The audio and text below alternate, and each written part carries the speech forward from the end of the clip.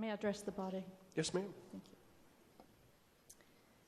Well, it's the last day of the first week of the second session of my first term as a member of the General Assembly. And at the end of this first week of the first session, I remember the question I got most, the second session, what it was like to be in the House of Representatives. That was the question I got most at the end of the first week of my first session. They would say, is it as dysfunctional as it is in Washington, D.C.? And at that time, my answer, Mr. Speaker, was a clear no.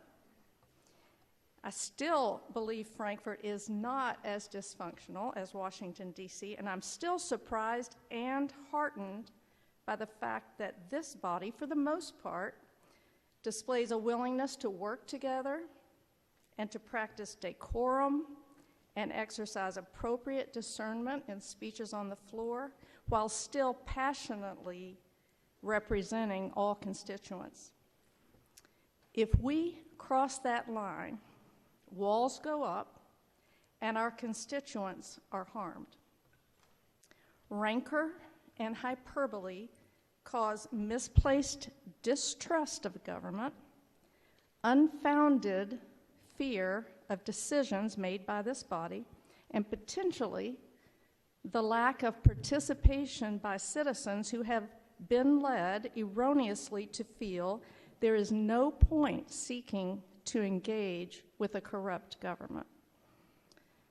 Despite comments made on this floor, the truth is that the rule changes we adopted this week were not adopted to stifle debate, and the maps we adopted are not unfair or designed to punish or hurt any voter. Many honest and well-meaning comments were made this week in opposition to the rule changes and redistricting maps, and I appreciate all who made their objections with passion, but not hyperbole. But this week, there have been comments made that cross the line, in my opinion, and call into question the character and integrity of those who have introduced rule changes and bills that were offered in good faith. It's been over a century when Benjamin Disraeli noted that the world is weary of statesmen whom democracy has degraded into politicians. I believe he was right then, and that the world has gone from being weary to being exhausted with politicians. They elect to be statesmen only to find they truly are politicians. Debate and honest expression of differing opinions is healthy and necessary to good government. A review of the bills to be heard this session reveals that we have several highly controversial matters to decide. My prayer is that we seek to bring our passion to this floor without hyperbole and without rancor towards each other, that we exchange ideas rather than insults, and that we seek to enlighten each other by our rich differences rather than make political points. Before I end, I want to echo comments that have been made by members of both parties on the floor, thanking the members who worked so hard to fulfill this body's redistricting responsibility.